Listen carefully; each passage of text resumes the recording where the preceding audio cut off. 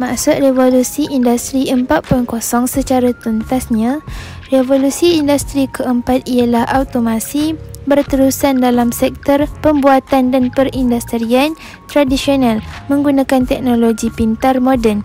Perkembangan teknologi baharu khususnya pada tahun ini akan melihat kepada beberapa trend khususnya kemajuan berkaitan kecerdasan buatan serta keupayaan pembelajaran mesin, iaitu machine learning.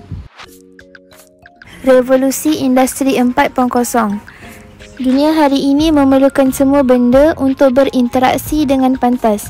Data dan informasi bergerak dari satu tempat ke satu tempat kurang daripada sesaat. Jikalau sebelum ini, data hanya berpindah randah melalui komputer dan telefon mudah alih, hari ini data juga boleh berjalan dari satu mesin ke satu mesin. Istilah ini dipanggil M2M, iaitu machine to machine. M2M hanyalah sebahagian daripada revolusi industri 4.0. Revolusi industri 4.0 merangkumi skop yang lebih luas yang akan kita bincangkan. Dalam video ini, kami akan merangkumi apakah itu revolusi industri 4.0. Bidang industri ini mula menyentuh dunia virtual yang menghubungkan manusia dengan teknologi, mesin dan data. Bentuk ikon ini disebut sebagai IoT, iaitu Internet of Things.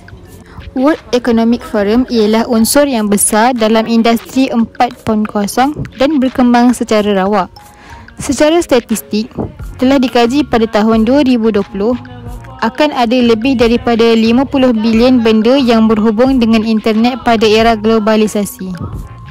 Pada era revolusi ini, akan ada ramai masyarakat yang boleh bekerja secara berdiam diri di rumah, seperti influencer yang membuat jualan secara online di rumah. Selain itu, kita juga boleh mendapatkan informasi ataupun pengetahuan apa sahaja walaupun berada di rumah. Dengan internet juga, kita juga dapat berbelanja, travelling, pengetahuan, berita dan peta lokasi. Melalui media sosial, walaupun berjauhan, mereka juga masih boleh berhubung menggunakan telefon pintar.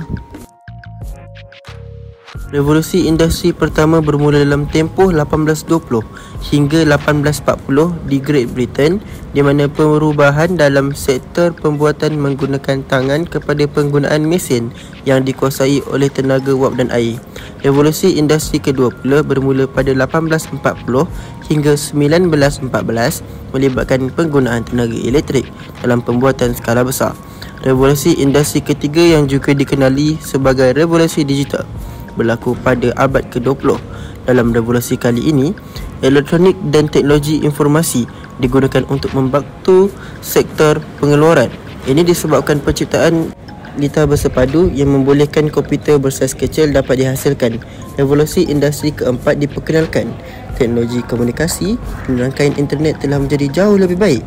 Ini juga dibantu dengan kemajuan teknologi tanpa wayar, iaitu 3G, 4G, Wi-Fi, Bluetooth dan yang paling baru ialah 5G.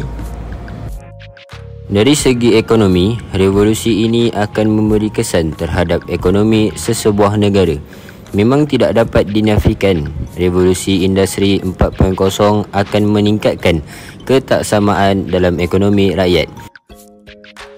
Kementerian Pertanian Kementan tengah menerapkan Pertanian 4.0 sebagai kerangka teknologi dalam mentransformasi pertanian tradisional menuju pertanian moden. Keunggulan pertanian 4.0. Pertama, meningkatkan efisiensi waktu kerja. Yang kedua, menekankan biaya produksi secara signifikan. Yang ketiga, mengurangi kerugian petani baik saat menanam maupun panen. Yang keempat, meningkatkan pendapatan petani. Yang kelima, meningkatkan produksi.